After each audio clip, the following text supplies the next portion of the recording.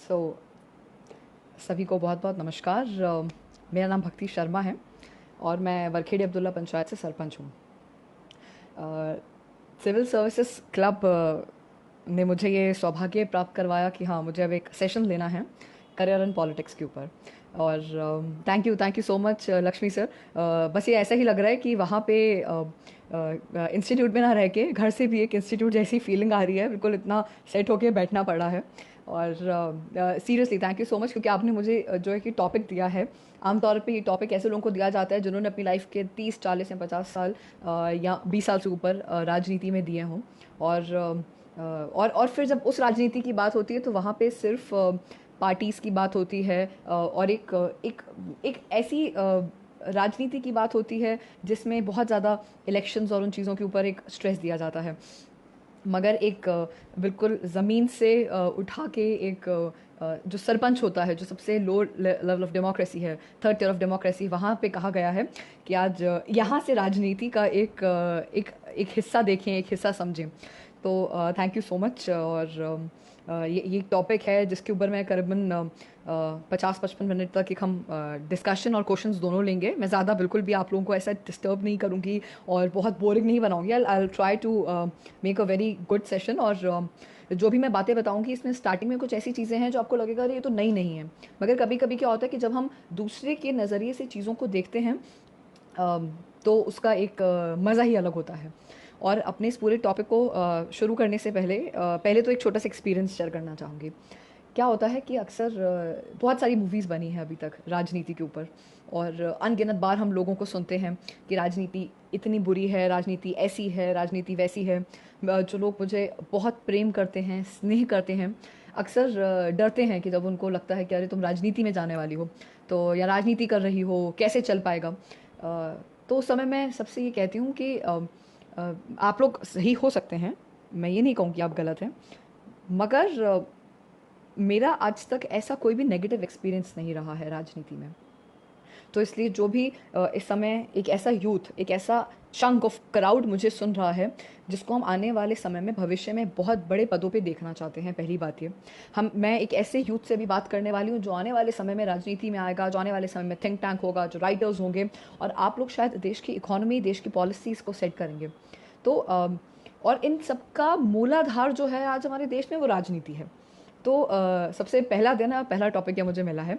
इसके अंदर कुछ बड़े मज़ेदार मज़ेदार चीज़ें मैं कवर करने वाली हूँ एज़ पर द इंस्ट्रक्शंस, और थोड़ा बहुत मैं उससे बाहर भी चली जाऊँगी। एंड जैसे कि पॉलिटिक्स में कौन कौन से करियर्स हैं, और ये आपको किस तरह से इसमें किस तरीके से काम करना होता है, और कैसे लोगों को राजनीति में आना चाहिए। पॉलिटिक्स में आने के लिए हमें क्या तैयारी करनी चाहिए, मतलब कॉलेज के टाइम से ही हम क्या क्या नया कर सकते हैं। एंड पॉलिटिक्स दूसरों की तुलना में उसमें आगे कैसे बढ़ा जाए, कब कैसे कहाँ एंट्री करें, इस करियर की क्या अच्छाइयाँ हैं, क्या बुराइयाँ हैं, और what is the future of politics and who is gonna mentor you. So these are some topics जिनको मैं I take them all, okay. And और कुछ छूट जाएगा तो I am sure after 35 minutes I would be having lot of comments जिसके अंदर से अच्छा अभी से ही प्रश्न आने लग गए हैं जैसे, बट चलिए लेट्स सी। और बहुत सारे लोग जिनको मैं जानती हूँ जो सच में अच्छा राजनीति के अंदर काम भी कर रहे हैं, वो सब भी सुन रहे हैं, तो आप सबका भी बहुत धन्यवाद। तो राजनीति के बारे में ना मैं एक कोट से शुरू करूँगी। कोट कुछ ऐसा है कि संभव की अगर सीमा जाननी हो ना तो असंभव से आगे बढ़ जाओ। संभव की अगर सीमा जाननी हो तो असंभव से या तो आगे बढ़ जाओ या आगे निकल जाओ, तब राजनीति समझ में आएगी। पहले कुछ कैरेक्टरिस्टिक्स डिफाइन करती हूँ राजनीति की। बहुत इसको क्योंकि एक सेशन ऐसा लेना है जिसमें मुझे सब टॉपिक्स के ऊपर ध्यान रखना है।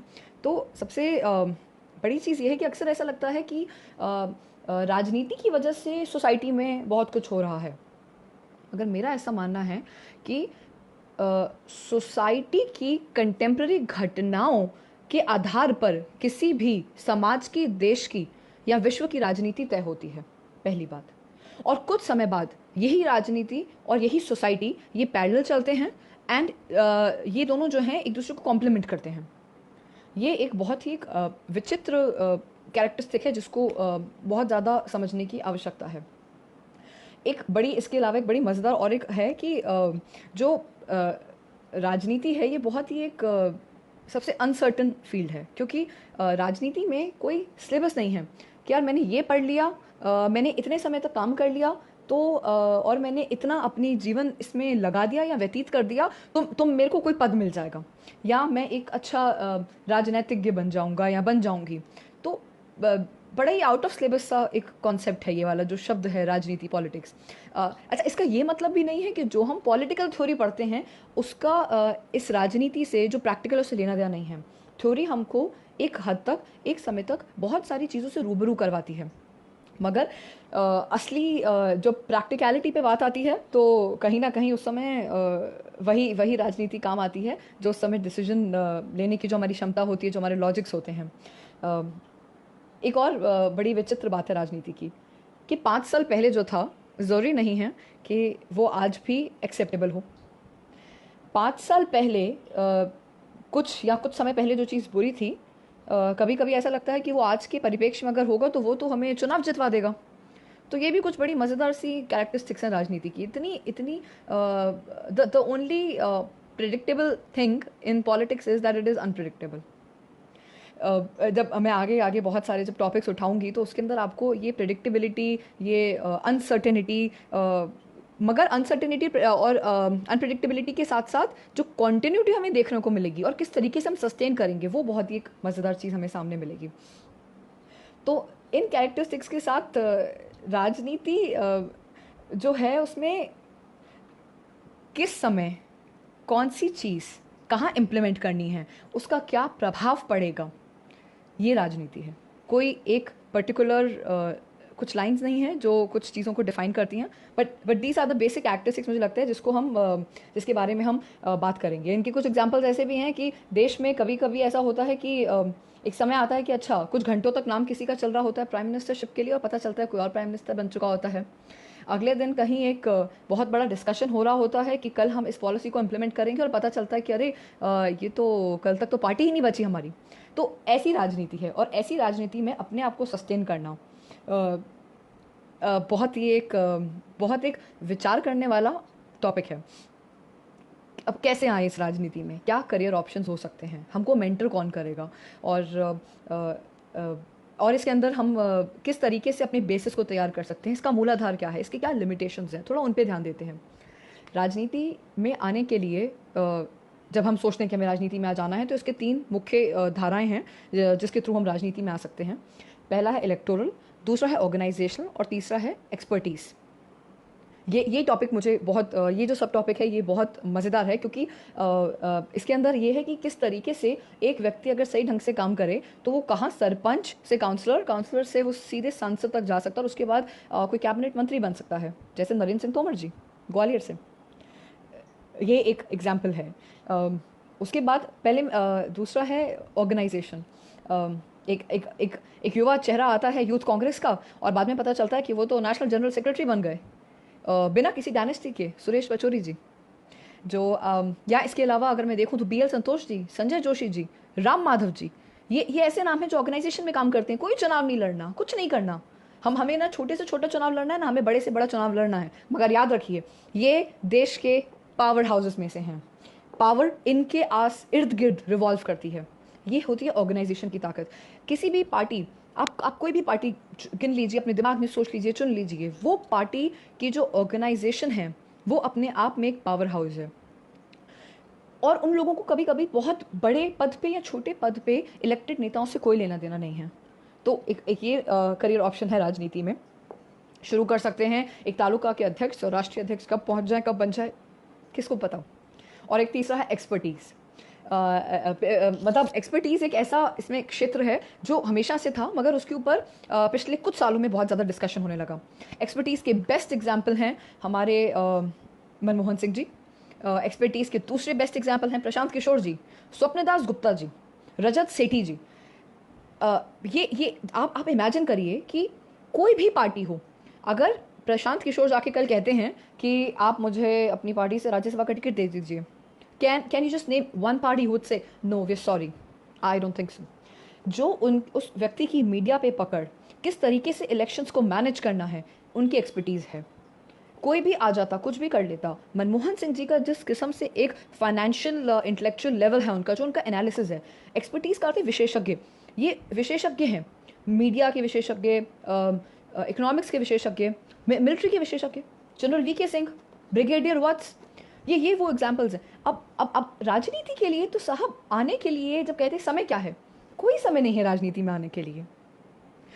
मगर शुरुआत क्योंकि करनी है, तो जो यूथ है उनको तो मैं यही कहना चाहूँगी कि अभी भी समय है। और कुछ लोग शुरू करते हैं अपनी क्लास के रिप्रेजेंटेटिव बन के, फिर कॉलेज का चुनाव लड़के, और अपने आप को किसी भी पार्टी के साथ अलाइन कर लेते हैं, किसी भी यूथ विंग के साथ, बीट ABVP, NSUI, और उसके बाद धीरे धीरे करके वो अपने लिंक्स निकालते हैं, रैलीज़ को समझते हैं, एजेंडा क्या होता है, क्या मोमेंटो सेट करना है कॉलेज के अंदर, यूनिवर्सिटी के अंदर क्या धरने देने हैं। धीरे धीरे करके वो लोग ऑर्गेनाइज, एक पर्टिकुलर चुनाव लड़ने के बाद वो ऑर्गेनाइजेशन में आते हैं। ये मूलतः सारे यूथ विंग्स के साथ ऐसा ही होता है। ऑर्गेनाइजेशन में आते हैं, ऑर्गेनाइजेशन को समझते हैं, उसमें मेहनत करते हैं, और उसके बाद फिर डायरेक्ट पार्टी में आते हैं। तो एक तो ये तरीका हो गया, और दूसरा तरीका वो एक्सपर्टीज़ वाला है। और एक्सपर्टीज़ के बहुत आगे आने वाले मज़ेदार एग्जाम्पल्स मैं आप लोगों को देने वाली हूँ। तो मगर इन तीनों को एक्सप्लेन करना है, जिनको मुझे, जैसे एक्सपर्टीज़ को मैंने बहुत अच्छे से एक्सप्लेन किया अभी आपको, और नरेंद्र सिंह तोमर जी का नाम लेते ही आप लोगों को इलेक्टोरल पॉलिटिक्स आराम से समझ में आई गई होगी। और ऐसे कई नेता हैं जिन्होंने बहुत पहले बहुत छोटे छोटे चुनाव लड़े, पार्षद का चुनाव लड़ा, और उसके बाद फिर वो MLAs बने। तो ये एक है। मगर जब हम इस पूरी प्रक्रिया में होते हैं, इसको अपना करियर चुनने की प्रक्रिया में होते हैं, तब हमें क्या चीज़ों को ध्यान में रखना है? तब कुछ मूलतः बहुत इंपॉर्टेंट चीज़ें हैं जिनके ऊपर हम फोकस कर सकते हैं। पहला फोकस हमारा ये होना चाहिए कि हम किस इन्वायरमेंट में चुनाव लड़ने वाले हैं, हम अपने आप को कहाँ देखते हैं। क्योंकि जब हम राजनीति के बारे में सोचते हैं, तो क्या हमारा इन्वायरमेंट इतना ओपन है कि वो हमको एक्सेप्ट करने दे चीज़ों को और लर्न करने का मौका दे, कि हम एक्सेप्ट भी करें और सीखने का मौका दे, पहला। दूसरा, जिस इन्वायरमेंट में हम रह रहे हैं, क्या ये हमको चीज़ों को अडाप्ट करने का मौका दे रहा है, और किन चीज़ों को इग्नोर करना है उसका मौका दे पा रहा है या नहीं दे पा रहा। आने वाला समय, या जिस समय में आप लोग बैठे हैं, ये समय है ओपननेस का। मगर क्या ये जो ओपननेस जिसको हम डिस्कस करेंगे अभी, वो ओपननेस सिर्फ ट्रोलिंग तक या मेम तक नहीं रहनी चाहिए। ओपननेस हमारे विचारों में होनी चाहिए, ओपननेस होनी चाहिए हमारी लॉजिकल थिंकिंग में। क्या हमारे अंदर एक क्लैरिटी है कि हम क्या करना चाहते हैं, clarity of what do I wish to do, वो क्लैरिटी होनी चाहिए कि क्या मेरा ध्येय है और क्या मुझे सीखना है, इसकी भी क्लैरिटी होनी चाहिए। तो कभी कभी आइडियोलॉजी मैटर नहीं करती, मैं फिर कह रही हूँ, कभी कभी आइडियोलॉजी मैटर नहीं करती, कभी कभी राजनेता मैटर करता है। और इसका बेस्ट एग्जांपल ये है कि मैंने कई भाजपा के नेताओं को, बड़े नेताओं को, वरिष्ठ नेताओं को देखा है कि उनके गुरु हैं शरद पवार जी। दूसरी बात, मैंने कई कांग्रेस के नेताओं को देखा है जो जिन्होंने, कह सकते हैं, गुरु दीक्षा ली है हमारे एक्स CM स्वर्गीय बाबूलाल गौर जी से। उस समय आइडियोलॉजी नहीं मैटर करती, इसमें कुछ चीज़ें बहुत क्लियर हैं। मैंने अडाप्ट करना सीखा, मैंने लर्न करना सीखा, मैंने इग्नोर करना सीखा, और मैंने देखा कि मुझे किस राजनेता से किस समय पे क्या सीखने की आवश्यकता है। ये राजनीति है। बहुत सारे ट्विस्ट एंड टर्न्स हैं बहरहाल, ओके। और यही जब मैं कह रही हूँ हमें किन चीज़ों को ख्याल रखना, तो हमें ये चीज़ों का ख्याल रखना है कि जब हम आइडियोलॉजी पे ना ध्यान दे के राजनेता पे ध्यान दे रहे हैं, तो हमें ये भी याद रखना है कि हमारी रूट्स क्या हैं, because we don't have to become rootless और रुथलेस। अब ये तो हो गई कुछ युवाओं की बात जो अभी से सोचते हैं कि नहीं यार हमको राजनीति में आना है। मगर राजनीति में आने की कोई उम्र नहीं है। इसलिए मैं ये कह सकती हूँ क्योंकि एक ऐसे व्यक्ति हैं मेंबर ऑफ पार्लियामेंट जिन्होंने जुडिशियल सर्विसेज का पेपर दिया, पेपर क्लियर करा, और उनको लगा नहीं अब अपने को तो राजनीति करनी है, और सही ढंग से किसी ने सोचा, पार्टी ने मौका दिया। पार्टी का मौका देना, ये शब्द बहुत बहुत अहमियत रखता है कि क्या पार्टी आपको मौका दे रही है, नहीं दे रही है। पार्टी ने मौका दिया और महेंद्र सिंह सोलंकी जी भाजपा से देवास के मेंबर ऑफ पार्लियामेंट बन गए।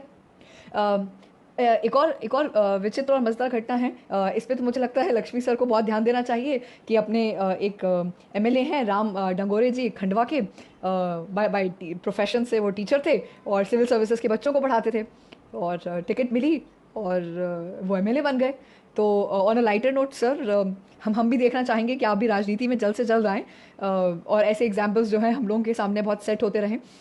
बहुत अच्छे अच्छे पार्षद हैं, क्योंकि आने वाला जो समय है जब हम इलेक्टोरल पॉलिटिक्स की बात कर रहे हैं, उसमें डायनेस्टिक जो नेता हैं उनकी कोई अहम भूमिका रहने नहीं वाली। हम पाठक जी का, प्रवीण पाठक जी का नाम ले रहे हैं, ग्वालियर से हैं। तो ऐसे ऐसे कई नेता हैं जो सच में लो लेवल से लेके एमपीज और एमएलएज बन रहे हैं, और वो अपने अपने कुछ कुछ प्रोफेशंस को छोड़ के वो, उनको ऐसा लगता है कि वो राजनीति में आ सकते हैं, और आ भी रहे हैं। अगर मैं बिजनेस क्लास की बात करूं तो कमलनाथ जी से ज़्यादा बेस्ट एग्जाम्पल कोई हो ही नहीं सकता। तो आप आपके समय क्या करना चाहते हैं, ये सब कम्प्लीटली आपके ऊपर है। और जब मैं बात करती हूँ कि किस तरीके से एक व्यक्ति ऑर्गेनाइजेशन से इलेक्टोरल पॉलिटिक्स में आ सकता है, तो उसका बेस्ट और अभी तक का बहुत लेटेस्ट एग्जांपल मैं देती हूँ कि एक यूथ का एक मतलब चेहरा जो एबीवीपी में ज्वाइन होते हैं और अपनी तैयारी करते हैं, अपना कॉलेज कंप्लीट करते हैं, और एबीवीपी के राष्ट्रीय संगठन मंत्री बनते हैं, जहां उनको खुशी अपने चरम सीमा पे पहुंच के वो नेहरू युवा केंद्र की तरफ आते हैं। और उसके बाद किसको पता है कि उनको एमपी की टिकट खजुराहो से मिलती है, माननीय विष्णुदत्त शर्मा जी। और एक साल के अंदर अंदर वो स्टेट प्रेसिडेंट बनते हैं बीजेपी के मध्य प्रदेश के। ये तो ऑर्गेनाइजेशन कब कहाँ किसको कहाँ स्थापित कर दे, कहाँ बिठा दे, नोबडी नोज। ये बहुत सारे एग्जाम्पल्स हैं ताकि आप लोग मोटिवेटेड रहें कि, और जिन लोगों के बारे में मैंने आपको बताया, इन लोगों का दूर दूर तक कोई भी लिंक पीछे राजनीति से नहीं था। तो जिन जिन बच्चों के दिमाग में कोई मिसकंसेप्शंस हो, कुछ भ्रांतियाँ हो कि नहीं सिर्फ डायनेस्टी वाले ही आगे आते हैं, तो ऐसा नहीं है। अब तो आने वाले समय में हर हर यॉनर से, हर फील्ड से जो लोग हैं वो बहुत ज़्यादा राजनीति में आ रहे हैं। तो मैं कह सकती हूँ एज, प्रोफेशन, आपका जेंडर, आप क्या काम करते हैं, कुछ मैटर नहीं करता। मैटर ये करता है कि आप समाज को क्या दे सकते हैं, आप समाज में किस तरीके से स्थापित हो सकते हैं, और समाज आपसे क्या उम्मीद करता है। अब और जब समय मिले, शुरुआत का कोई समय नहीं है, जब समय मिले तब राजनीति के करियर की शुरुआत उसी दिन से हो सकती है। शुरुआत करने वाले 60 साल की उम्र में करते हैं, 55 साल की उम्र में करते हैं, और शुरुआत करने वाले 20 साल की उम्र में भी करते हैं। तो शुरू तो आप कभी भी कर सकते हैं। मेरे सेशन के बाद भी आप सोच सकते हैं कि हमें शुरू करना है। कुछ चीज़ें हैं जो अब हमें, ये एक और मज़ेदार इसमें एक सब टॉपिक आया है, तो मुझे बहुत ज़्यादा पसंद है, क्योंकि इसमें है कि किन चीज़ों का हमको ध्यान रखना चाहिए जब हम राजनीति के बारे में सोचते हैं। तो एक तो ये है कि हमको अपने फाइनेंशियल बेस के बारे में सोचना चाहिए। साहब, इसलिए राजनीति में मत आओ कि पैसा कमाना है, और इसलिए भी मत आओ क्योंकि पैसा है मेरे पास तो मुझे पावर चाहिए।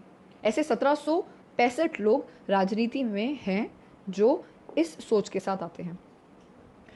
मगर इसका ये मतलब भी नहीं है कि आप कम से कम उतने फाइनेंशियली इंडिपेंडेंट हो कि अपना घर चला सके, अपने परिवार का देखभाल कर सके। तो कम से कम एक ऐसा प्रोफेशन या ऐसा बिजनेस आपका हो जिससे आप वो उस बिजनेस का ख्याल रखते रखते भी आप राजनीति कर पाएँ। जैसे जबलपुर से विवेक तनखा जी एडवोकेट हैं, जैसे Salman Khurshid ji, he is also an advocate. Once again जैसे कमलनाथ जी, जैसे शिवराज सिंह चौहान जी, क्योंकि कृषक हैं वो, उनकी खेती बाड़ी है, किसानी, और उसके साथ साथ उन्होंने राजनीति करी है। तो आपका कुछ तो फाइनेंशियल बेस हो, क्योंकि थोड़ा थोड़ा बिटर ट्रुथ है, बट समाज सेवा भी व्यक्ति को कभी कभी जेब से करनी पड़ती है, और जेब में कुछ होगा तभी हम समाज सेवा कर पाएंगे ना। तो अगर हमको कहीं पहुंचना है तो पहले कम से कम हमारी बैक स्ट्रांग हो। मगर मैं ये भी नहीं कह रही आपसे कि इतनी स्ट्रांग हो कि हमारे पास बहुत पैसा हो। अगर ऐसा होता तो शायद देश के प्रधानमंत्री आज अंबानी होते, अडानी होते, टाटा होते या बिरला होते। और ऐसा होता तो मध्य प्रदेश के सीएम जो हैं वो स्वर्गीय रमेश चंद्र अग्रवाल जी शायद होते, या उनके बेटे पवन अग्रवाल या सुधीर अग्रवाल भैया होते, या दिलीप सूर्यवंशी जी होते। तो इनमें से कोई भी राजनीति में नहीं है। आप हर चीज़ को समझें कि फाइनेंशियल बेस को होना और बहुत फाइनेंसिस को होने में एक फ़र्क है। एक बहुत छोटी सी लाइन है जो मुझे लगता है आप सबको क्लियर हो गई होगी। इसके बाद जो दूसरा टॉपिक है वो है इंटेलेक्चुअल मजबूती आपकी क्या है, आपकी बौद्धिक मजबूती कितनी है। अच्छा, इसके भी बड़े सब सेक्शंस हैं। पहला कि आप कौन सा चुनाव लड़ रहे हैं। ये सब वो हैं कि जब हम इलेक्टोरल पॉलिटिक्स में आएंगे तो किन चीज़ों को आपको ध्यान में रखना है। इसमें एक बड़ा मज़ेदार एग्जाम्पल ये है कि मान लीजिए आपको सरपंच का चुनाव लड़ना है। मैं बरखेड़ी अब्दुल्ला पंचायत से शुरू करती हूँ। बरखेड़ी अब्दुल्ला पंचायत में 4 गांव हैं, 526 घर हैं, करीबन 2829 की पॉपुलेशन है। मुझे ये पता है कि आज से करीबन 40-45 वर्ष पहले मेरे दादाजी ने 200 से ज़्यादा परिवारों को यहाँ पे स्थापित किया था। जब मुझे चुनाव लड़ना है तो मैं ये सोचूंगी कि अच्छा, तो ये 200 परिवार जो हैं, इसमें से करीबन मान के चलो कि अगर 800 वोटर्स हैं या 600 वोटर्स हैं, तो मेरे को 500 वोटर्स जो हैं वो मुझे वोट देंगे। हर हर गांव की बस्तियां होती हैं, हर पंचायत में बस्तियां होती हैं, हर बस्ती का एक नेता होता है। पटेल साहब होंगे, बड़े पटेल, छोटे पटेल, लाला जी होंगे, जो अपने हाजी साहब होते हैं वो होंगे, जो वहाँ पे काजी हैं वो होंगे, वो मंदिर के जो पंडित जी हैं वो होंगे, या जो पुराने वहाँ भाई मियाँ लोग रह रहे होते हैं वो होंगे, क्या मेरी पंचायत में यही लोग सब हैं। तो इन सब के साथ आपकी इक्वेशन कैसी है? क्या इनमें से कोई ये तो नहीं कहेगा कि अरे भक्ति बाई, तुम पिछले साल लेते आई थी, तुमने दूसरे के घर पानी पिया, मेरे घर पानी नहीं पिया, मेरे घर से 4 वोट आपको नहीं मिलेंगे। ये आप समझिए कि इतने छोटे चुनाव के क्या मुद्दे हो पाएंगे। मेरा जो मुखबिर है, क्या वो दूसरी पार्टी की तरफ बैठा है, उसकी सारी बातें सुन रहा है, नहीं सुन रहा? क्या वो रात को लोगों से जाके बात करता है, नहीं करता, कि मुझे कितने वोट मिलेंगे, मैं जीतूंगी, मैं हारूंगी? ये सब चीज़ें आपकी इंटेलेक्चुअल, आपकी बौद्धिक मजबूती को स्ट्रॉन्ग करती हैं, क्योंकि इसकी बहुत आवश्यकता है। थोड़ा इससे ऊपर बढ़ते हैं। एमएलए का चुनाव लड़ना है, लड़िए, बहुत अच्छी बात है। तहसील के स्तर पर आपको पता होना चाहिए कितने वोटर्स हैं, कि वोट पूरी क्या कहते हैं, क्या आपने सबको तैयार करा, नहीं करा, जो मतलब आपके हर टोली के जो आपके युवक हैं, या जो छोटे छोटे जो वहाँ के सोसाइटी के जो नेता हैं, क्या आपने उनको तैयार करा, नहीं करा? वहाँ पे कास्ट की इक्वेशन क्या है? ये मुझे मैं उम्मीद करती हूँ कि कास्ट इक्वेशन पे ज़रूर एक प्रश्न कहीं ना कहीं मुझे कमेंट सेक्शन में मिलेगा। और जो जिस लोकल एरिया का मैं चुनाव लड़ने वाली हूँ, वहाँ का पूरा समीकरण जो है वो कैसा है, रैली में मेरे साथ कौन चल रहा है, ये व्यक्ति जो मेरे साथ चल रहा है, क्या ये मुझे वोट देगा, और ये कितने लोगों को और कन्विंस कर सकता है कि वो मुझे वोट दें। ये मेरी भौतिक मजबूती है। इसी का एक और तीसरा बड़ा मज़ेदार सबसेक्शन है, वो है युगानुकाल और देशानुकाल। किस युग में क्या परिस्थितियां थी, क्या वो आज भी मुमकिन है या नहीं है, पहला। दूसरा, किस देश की क्या परिस्थितियां 200 साल पहले थी, 100 साल पहले और आज भी, और क्या आने वाले समय में वही उनकी परिस्थितियां रहेंगी, दूसरा देशानुकाल। तो ये भी स्थितियों को जानना, समझना, पढ़ना, और क्या वो आज के समय पे प्रॉपरली इम्प्लीमेंट हो पाएंगी या नहीं हो पाएंगी, उसके ऊपर भी ध्यान देना, ये एक तीसरा इंटेलेक्चुअल बेस आपका तैयार करता है। और सबसे मज़ेदार है कि वैसे हम इंटेलेक्चुअल की बात करते हैं, सबको लगता है ये एक टॉपिक है, बट ये एक इसका सबसेक्शन है, वो ये है कि आपका अच्छा लिखना आपको आना, और एक आप अच्छे वक्ता हो। You need to be a good writer and a good orator. अगर आप बहुत अच्छा लिखते हैं और आप कहीं ना कहीं आपकी ओरेटरी स्किल्स में आप मात खाते हैं, और अगर आप उनके ऊपर काम नहीं कर पाते, तो इलेक्टोरल पॉलिटिक्स में आपकी बात दूसरे व्यक्ति के दिल तक पहुंचनी चाहिए। ये एक बहुत अहम बात है। सुना होगा सुषमा स्वराज जी का भाषण संस्कृत में दिया था, मतलब लोग मतलब कैसे तालियां बजाते थे। इंदिरा गांधी जी का भाषण, लोग स्तंभ होकर सुनने लग जाते थे, अरे ये भाषण देने वाली हैं आज। मतलब ऐसे अटल जी भाषण देते थे, पिन ड्रॉप साइलेंस है। मतलब वो जब अपनी कविताओं को बोलते थे तो उसके बाद बस लोग तालियां बजा के ऐसा लगता था मंत्रमुग्ध हो गए हैं। शिवराज जी का भाषण सुनिए आप, किसानों के लिए जब वो अपनी हितैषी योजनाएं बताते हैं। ये मतलब ये ऐसे कुछ नाम हैं जिनके बारे में मतलब लोग जिनको सुनना चाहते हैं। आपकी ओरेटरी स्किल्स बहुत ज़्यादा मैटर करती हैं। तो अब हमने अभी तक जो चीज़ें डिस्कस करी उसमें से ये था कि हमें क्या क्या चीज़ें ध्यान में रखनी है, जिसमें से पहला तो obviously the financial base, second हुआ इंटेलेक्चुअल बेस, तीसरा एक बहुत बड़ा मुद्दा है भ्रमण। क्योंकि आप राजनीति करना चाहते हैं, आप राजनीति समझना चाहते हैं, तो विवेकानंद जी ने ये कहा, कि स्वामी विवेकानंद जी ने, कि अगर आपको भारत देश को समझना है तो वो किसी एक कस्बे, एक जिले, एक गांव में रह के आप नहीं समझ सकते। और यही बात गोखले जी ने अपने शिष्य महात्मा गांधी जी को कही, कि अगर तुम्हें भारत समझना है तो पहले भारत दर्शन करो, भारत का भ्रमण करो। भारत का भ्रमण पता है कैसे होता है? जो लड़के लड़कियों को अपनी मोटरसाइकिल उठानी है, अपना हेलमेट उठाना और निकल पड़ना है। भारत को समझो, क्योंकि अगर भारत नहीं समझ पाओगे तो इतने बड़े नेता कैसे बन पाओगे? क्योंकि जब मैं आपसे बात कर रही हूँ तो मैं ये नहीं चाहूंगी कि आप सिर्फ एक पार्षद और एक सरपंच बन के रह जाओ। मैं ये देखना चाहूंगी कि आप में से कितने एमएलए बनते हैं और कितने एमपी बनते हैं, और आगे चल के कितने कैबिनेट मिनिस्टर बनते हैं आगे जाके। मैं उसमें ज़्यादा इंटरेस्टेड हूँ। और भारत का भ्रमण पता है कहाँ होता है? भारत का भ्रमण जो होता है वो फ्लाइट से नहीं होता, वो होता है रेलवे में। वो भी फर्स्ट, सेकंड, थर्ड एसी में नहीं होता, वो होता है ऑर्डिनरी में भी नहीं होता, जनरल डब्बे में होता है, जहां बैठने की जगह नहीं होती। और कोई व्यक्ति अगर आपको अपने चरणों में स्थान दे दे और कहे यार अपना यहीं पे बिछा लो अपनी चद्दर और यहाँ बैठ जाओ, वहां आपको समझ में आएगा कि अच्छा ये मेरा भारत है। ये भारत को समझो आप। आप उस भारत को समझो जो चाय की टपरी पे बैठा होता है। जब हम ढाबों पे जाते हैं और वहाँ जो डिस्कशन होता है, मैं जिस शहर में रहती हूँ, भोपाल में तो राजनीति ही पट्टियों की राजनीति होती है। पट्टियों पे बैठे बैठे तो लोग राजनेता तैयार कर देते हैं। और आज भी जितने इंपॉर्टेंट डिस्कशंस हैं, लेट मी टेल यू, जितने इंपॉर्टेंट डिस्कशंस हैं वो पट्टियों पे बैठ के होते हैं। मतलब, और मैंने तो कई कई नेताओं को देखा है पट्टियों पे बैठ के, मतलब अपनी नेतागिरी शुरू करते हुए। आप भोपाल, जो मूलतः भोपाल के राजनेता हैं, उन सबका डिस्कशन ही वहीं पे शुरू होता है। और कुछ पर्टिकुलर पुराने भोपाल के एरियाज़ हैं, जैसे भवानी माता का मंदिर, उसके बाहर इकबाल मैदान पे, लखेरापुरा के अंदर आगे जाके, मंगलवारा में आगे जाके, तो ये तो आप आई थिंक मेरे चेहरे की खुशी से आप समझ पा रहे होंगे जब मैं भोपाल के पट्टियों को डिस्कशन कर रही हूँ, तो देर सो मेनी नेताज, पता नहीं बहरहाल क्या सोचेंगे। तो अच्छा, जब जब हम ये रिक्शा वाले से बात करते हैं, वो आपे में जाके बैठते हैं, और जब हम पब्लिक ट्रांसपोर्ट की बसेस में जाके बैठते हैं, उससे हमारा चौथा बेस तैयार होता है, और चौथा बेस है हमारा कम्युनिटी लर्निंग का। बहुत इंपॉर्टेंट है कम्युनिटी लर्निंग। और कम्युनिटी लर्निंग के लिए ना ही सिर्फ लोगों के साथ बैठें, पर राजनीतिज्ञों के साथ बैठें, राजनेता के साथ बैठें, राजनेता के आसपास के लोगों के साथ बैठें, और जो उनकी सोच है, जो समझ है, जो उनकी सोच बूझ है, उसको समझने की कोशिश करिए। ना ही केवल उनका एक्सपीरियंस, मगर उनकी खुद की लाइफ अपने आप में एक एक्सपीरियंस है। अगर आज आज even at this point of time, अगर एक नेता अपने हर दिन के बारे में लिखना शुरू करे, तो वो तो मुझे लगता है कि बेस्ट सेलिंग बुक्स हो जाएंगी। Because the kind of the ideas they have, और उन्होंने हर दिन क्या कुछ नहीं देखा होता, उन सबको अगर वो एक्सप्लेन करना शुरू करें, that is one of the best community learnings जो आप और मैं कभी भी ग्रहण कर सकते हैं। और उनका एक्सपीरियंस ही अपने आप में एक बहुत ज़्यादा लर्निंग है। अब तो तैयार हो गया, जब आपको ये पता चल गया कि क्या तो हमारे करियर ऑप्शंस हैं, और आपको ये समझ में आ गया होगा कि हमें किन किन चीज़ों को दिमाग में रखना चाहिए। इसी में कुछ कुछ प्रश्न आए हैं। रिंकू जी ने पूछा, पैसे और संसाधन के बिना राजनीति संभव है? मैं इसका जवाब थोड़ी देर में आपको देने वाली हूँ। और अभी तक thank you so much. Okay, तो अब आते हैं हम, अभी कुछ क्वेश्चंस जो हैं उनके बारे में हम आराम से डिस्कशन करते हैं।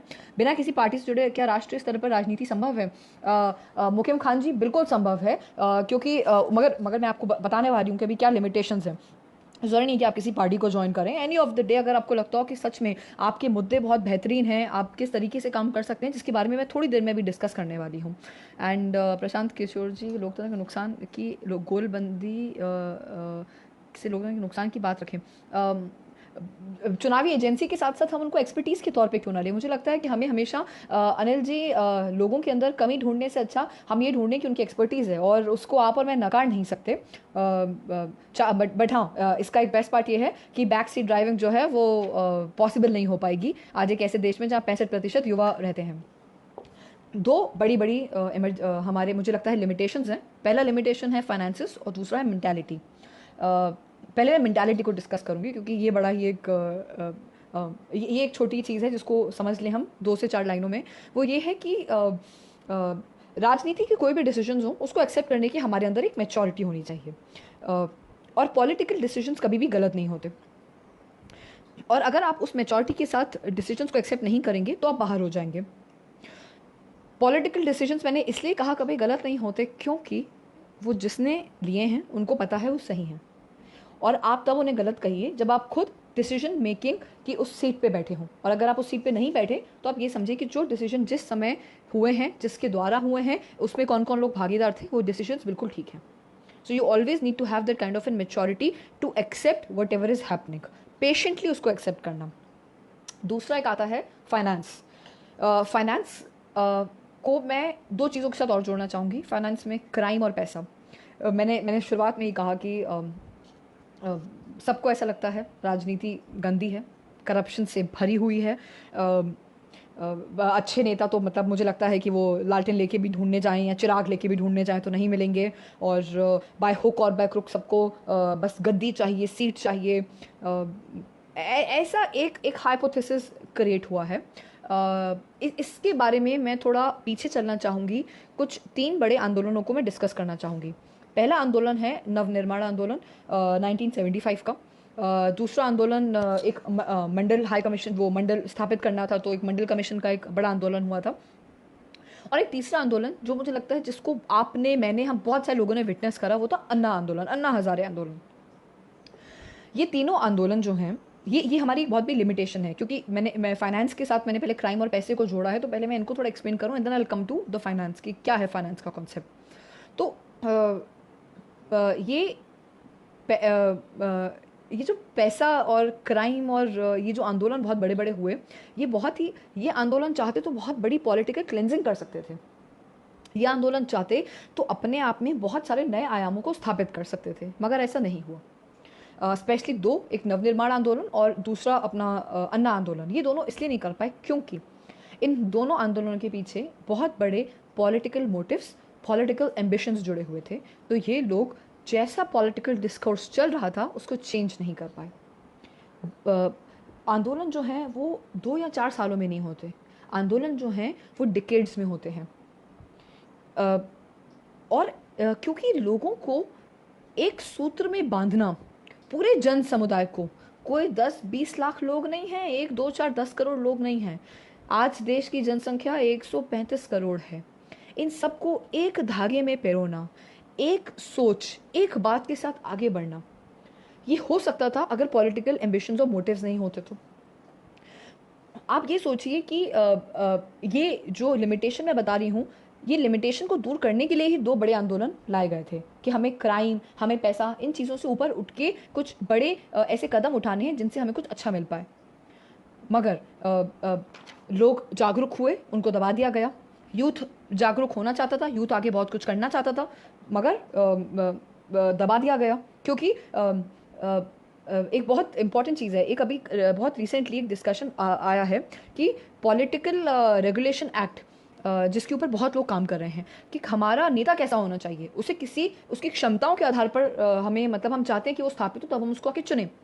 तो देश तो ये चाहता है, देश का युवा भी ये चाहता है, मगर ये चीज़ किसी एक ट्वीट से, आपके एक पोस्ट से पॉसिबल नहीं हो पाएगी। इसके लिए जन समुदाय को फिर इकट्ठा होना पड़ेगा, तब जाके ये सारी पॉलिटिकल पार्टीज़ को समझ में आएगा कि ये जो 2 हमारी बहुत बड़ी लिमिटेशंस हैं, पहला एक तो मेंटालिटी और दूसरा बिकॉज ट्रांसपेरेंसी, आप जवाबदेह नहीं हो। क्यों? क्योंकि मैंने आपसे कहा, जब तक डिसीजन मेकिंग की स्थिति में नहीं हो तब तक आप किसी को जवाब नहीं दे पाओगे। दूसरा, क्राइम, पैसा, इस लिमिटेशन को कैसे कर्व करा जाएगा? जब देश का युवा जागरूक होगा, देश का जो वोटर है वो जागरूक होगा, और फिर वो समझेगा कि इस समय पॉलिटिकल क्लेंजिंग की ज़रूरत है इंटरनली पार्टी के अंदर, तब जाके हम सोच सकते हैं कि नहीं, कुछ एक बड़े बदलाव और कुछ बड़ा हमें सिस्टम के अंदर देखने को मिलेगा। और बट ऑब्वियस है, जब हम इन सब चीज़ों के बारे में सोचें तो हमें उस सिस्टम के अंदर रहना पड़ेगा। मैं बार बार ये कहूँगी कि अगर आप में से कुछ लोग अभी भी ऐसा सोचते हो कि अगर पैसे के लिए आना है राजनीति में और पावर के लिए आना है तो मत आइए, क्योंकि जिस तरीके से अभी मैं आपको बताऊंगी कि राजनीति का क्या फ्यूचर होने वाला है और क्या आने वाले समय के डिस्कोर्सेस होने वाले हैं, वो तो शायद बहुत कुछ अभी आप लोगों की मिसकंसेप्शंस को चेंज कर देगा। मैं बार बार ये कहूँगी कि जिन लोगों को ऐसा लगता है कि राजनीति एक अगर कुछ गंदा सा एक तालाब है तो आते हैं और आके साफ करते हैं, मगर पर्सनली मैं बार बार ये कह रही हूँ, मेरा तो ऐसा एक्सपीरियंस रहा है कि मुझे तो मुझसे थोड़े बड़े उम्र के राजनेताओं ने बहन के रूप में देखा है और बहन के रूप में मुझसे बात करी है, और जो मुझसे ज़्यादा बड़े हैं उन्होंने तो मुझे बेटी की तरह देखा है। और इससे बड़ी बात तो ये भी है कि जब मैं कहीं बहुत देर से किसी कार्यक्रम से आती थी तो कुछ राजनेता मेरे पिताजी को एक समय पर फ़ोन कर कहते थे, अरे ये तो इतनी देर देर तक बाहर है। जहाँ हमारे जब, और आप में से जब बहुत सारे लोग राजनीति के बारे में सोचेंगे तो आपके परिजन, आपके दोस्त कहेंगे यार क्या ज़रूरत है राजनीति की, और भी बहुत सारे फील्ड्स हैं। तो मगर आप उस समय कह सकते हैं कि अगर मुझे सिस्टम को बदलना है, सिस्टम के अंदर एक जागरूकता लेकर आनी है, तो मुझे सिस्टम का हिस्सा बनना पड़ेगा। आपकी मेंटरिंग कौन करेगा? जितने बड़े राजनेता हैं उनके दिमाग में उनके उत्तराधिकारी सेट हैं कि मेरा बेटा आगे से मेरी गद्दी संभालेगा। गलत भी नहीं है, मगर मुझे गलत लगता है, शायद आप में से कई लोगों को गलत लगता भी होगा, नहीं भी लगता, कुछ लोग न्यूट्रल होंगे, मुझे गलत लगता है।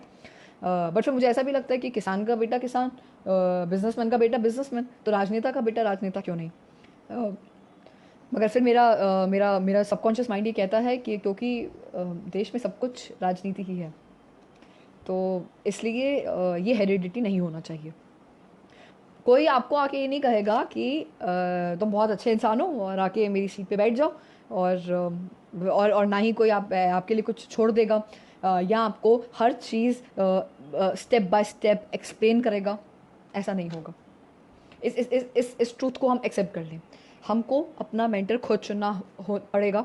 हमारे मल्टीपल मेंटर्स हो सकते हैं, अलग अलग पार्टीज़ के हो सकते हैं। मैंने आपसे क्या कहा, राजनेता मैटर करता है, राजनीति मैटर नहीं करती। आपकी आइडियोलॉजी आपके दिमाग में होनी चाहिए, मगर मिलना वर्तना सबके साथ है। कुछ कुछ कुछ बायोग्राफीज़, कुछ ऑटोबायोग्राफीज़ बहुत महत्वपूर्ण होती हैं। वो इसलिए महत्वपूर्ण होती है क्योंकि वो आपको बताती हैं कि उस समकाल में मैंने जो भी कार्य किसी भी नेता ने करा, क्या उसका आज के समय पे कितना उपयोग होगा या सदुपयोग होगा, वो सीखने को मिलेगा। एक किसी भी समय का कल्चर, किसी भी समय का टाइम फ्रेम, किसी भी समय के डिसीजंस और किसी भी समय की रैशनल थिंकिंग आपको उन बायोग्राफीज़ और ऑटोबायोग्राफीज़ में देखने को मिलेगी।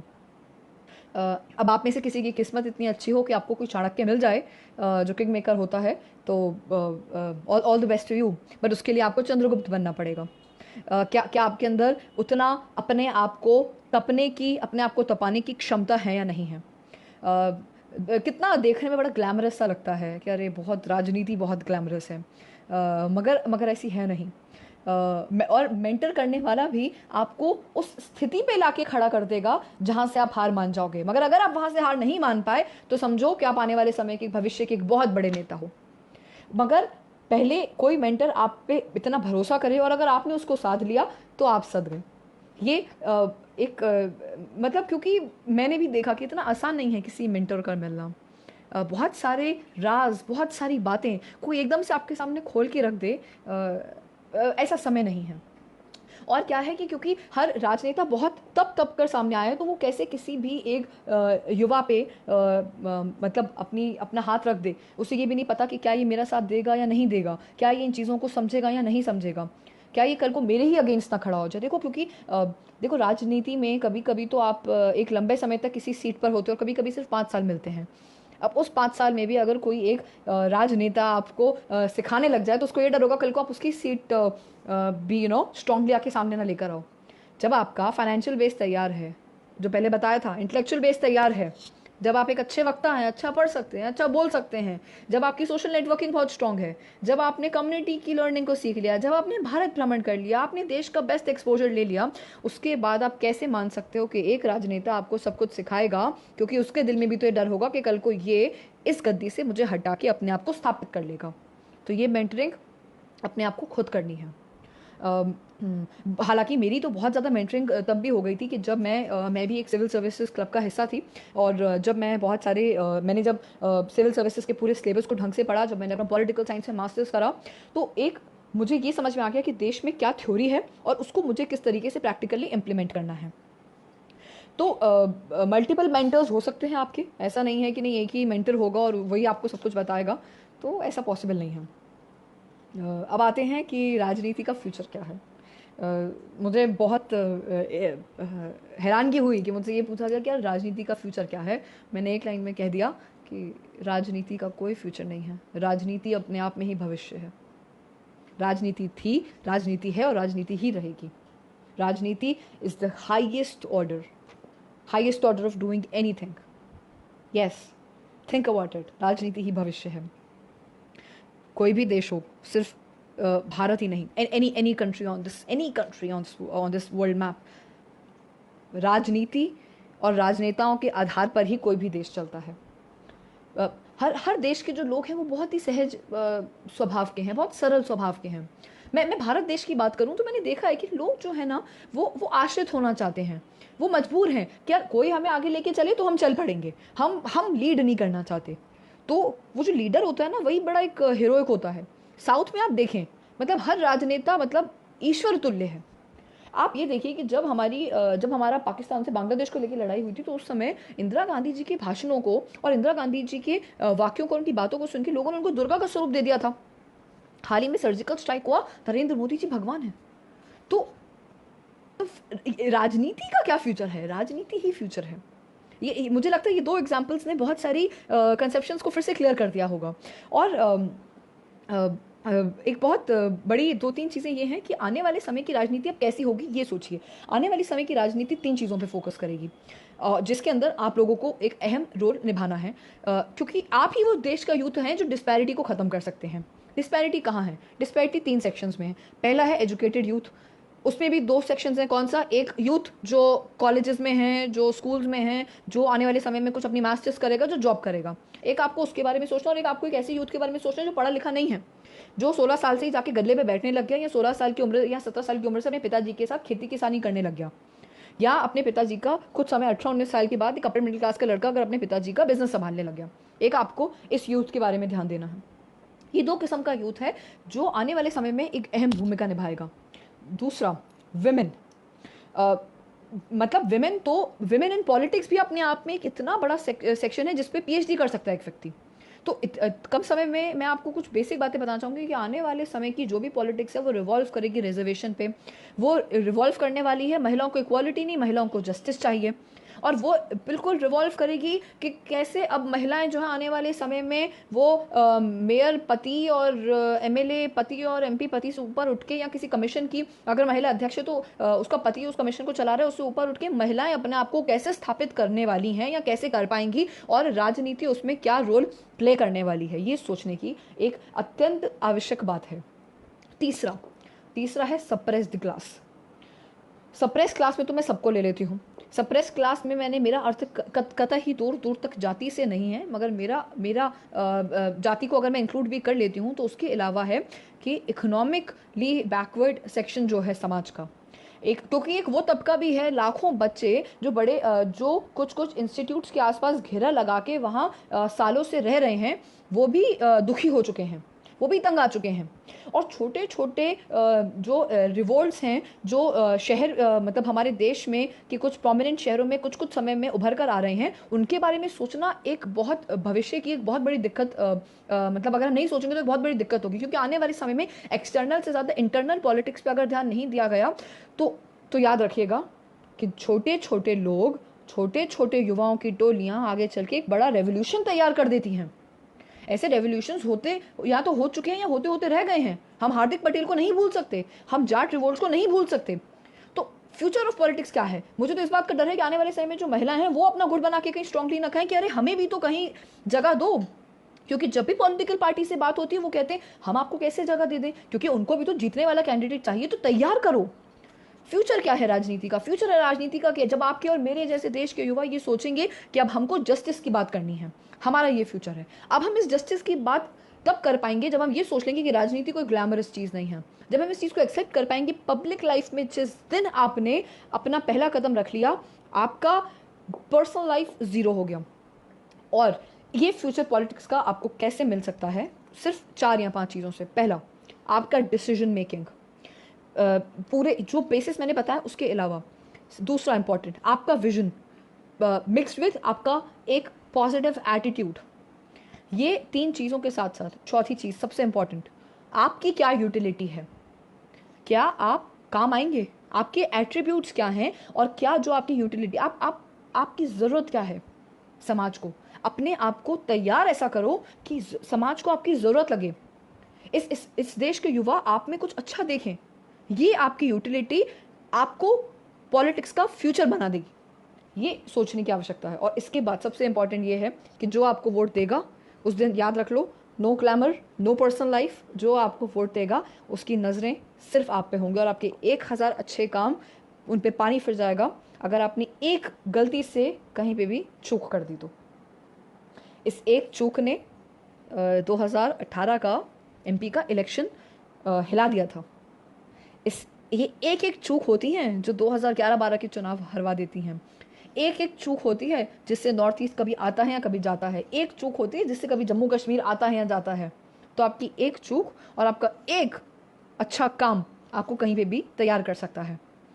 सो आई एम वेरी श्योर कि आप लोगों को राजनीति की कुछ कड़वी, कुछ अच्छी, कुछ बेहतरीन और बहुत सारी सीखने की मैंने पूरी कोशिश करी कि अपने 5 साल के बहुत सारे एक्सपीरियंसेस को मैं आप सबके सामने रख पाऊँ। और एक ही पंक्ति से अपनी बात को विराम दूंगी कि जब से चली हूँ मेरी मंजिल पर नज़र है, जब से चली हूँ मेरी मंजिल पर नज़र है, मेरी आंखों ने भी कभी मील के पत्थर को नहीं देखा।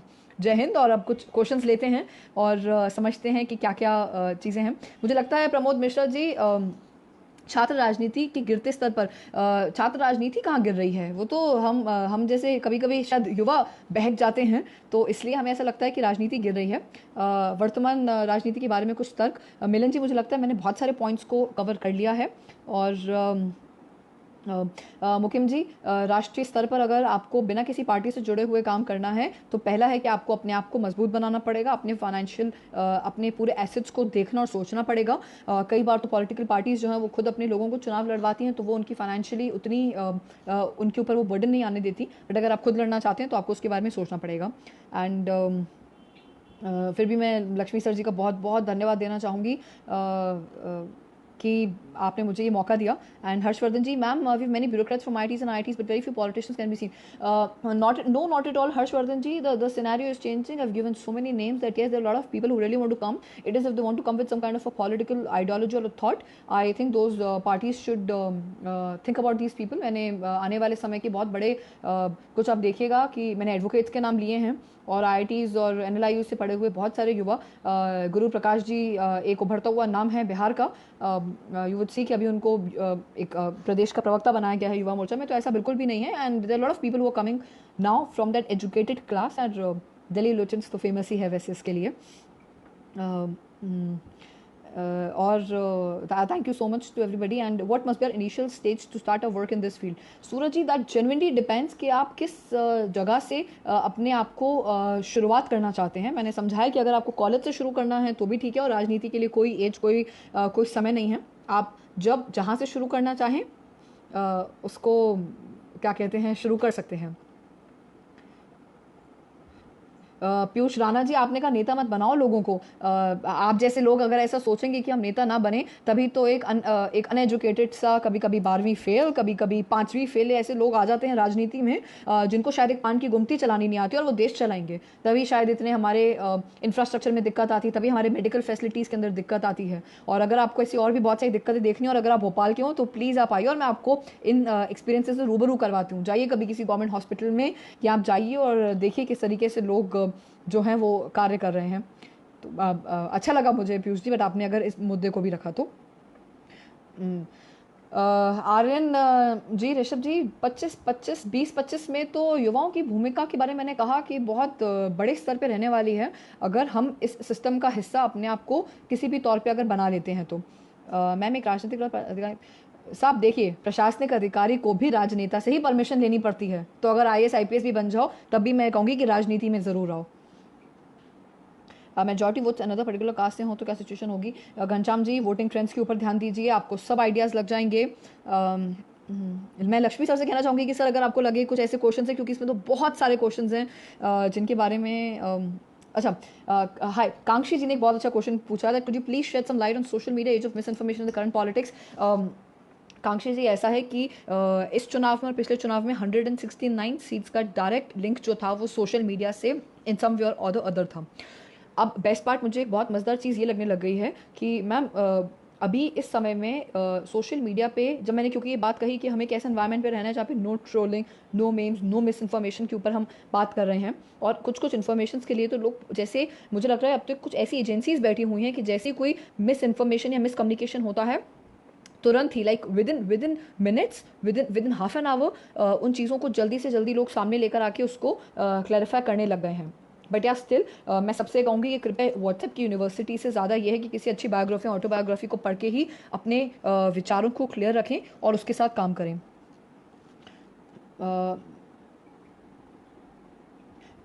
Rohit ji, you need to understand the context. When I'm saying that the youth should talk about justice, is about the just things. But yes, decision. But then you say that any youth should not be complaining about his or her decision making. Obviously, पहले system में आएंगे तभी तो मैंने कहा ना decision making पे ध्यान देंगे। कभी कभी ऐसा मेरा कोई काम है जब सरपंची से रिलेटेड, तो मुझे ज़्यादा पता है कि मैं उस पावर पे हूँ कि मुझे क्या डिसीजन लेना है क्या नहीं लेना। कोई भी थर्ड फोर्थ व्यक्ति आके मुझे तो नहीं बता पाएगा ना, या किसी चौथी पाँचवीं या किसी भिंड मुरैना का सरपंच आके मुझे नहीं बताएगा मुझे क्या काम करना है। जो व्यक्ति जिस फील्ड का एक्सपर्टीज़ है और जब तक दूसरा व्यक्ति वहाँ पे नहीं स्थापित होता तब तक सर्वोसर्वा वही है जो डिसीजन ले सकता है, जो सिस्टम के अंदर उस पावर सर्कल के सेंटर पे बैठा हुआ है, स्थापित है। IT सेल के एजेंडा बाजी का नया युवा कैसे बचें, क्या शासन ईमानदार? बहुत ज़्यादा पॉलिटिकल प्रश्न मत पूछिए, अच्छा नहीं लगता। And I really hope, thanks to you. और लक्ष्मी सर, मैं अभी भी आपसे ये कहूँगी कि जब आपने ये टॉपिक लिया तो और आपने मेरे बारे में सोचा, उसके लिए बहुत बहुत धन्यवाद।